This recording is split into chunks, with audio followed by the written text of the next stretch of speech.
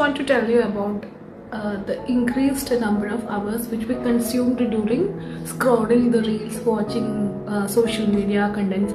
ഞാനും ഇതുപോലെ ഈ ലൂപ്പിൽ പെട്ടുപോയായിരുന്നു.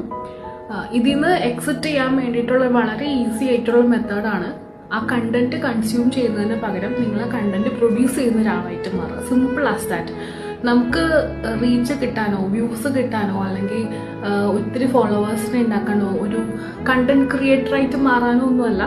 പക്ഷെ അത് നമുക്കൊരു സെൻസ് ഓഫ് പ്രൊഡക്ടിവിറ്റി ഒരു ഫീൽ ചെയ്യിക്കും. കാരണം എല്ലാ ദിവസവും നമ്മൾ എന്തെങ്കിലുമൊക്കെ ചെയ്യുന്നു, നമുക്ക് തന്നെ ഒരു വല്ലാത്തൊരു എൻകറേജ്മെന്റ് ആവും.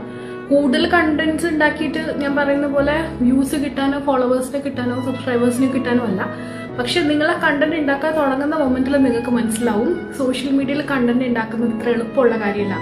അതിന്റെ ഏറ്റവും ഡിഫിക്കൽട്ട് പാർട്ടാണ് എഡിറ്റിംഗ് എന്ന് പറയുന്നത്.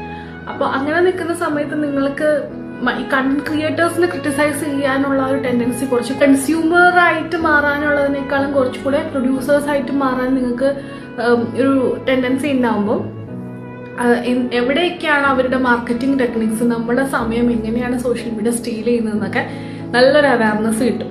ഗ്രാജുവലി നിങ്ങൾ എന്ത് ചെയ്യുന്നു വെച്ചാൽ സ്ക്രീൻ ടൈം കുറയ്ക്കും, പുതിയ ഐഡിയാസ് ജനറേറ്റ് ചെയ്യാൻ തുടങ്ങും. സോ നിങ്ങളുടെ ഇമാജിനേഷൻ കുറച്ചും കൂടെ വർക്ക് ചെയ്യാൻ തുടങ്ങും.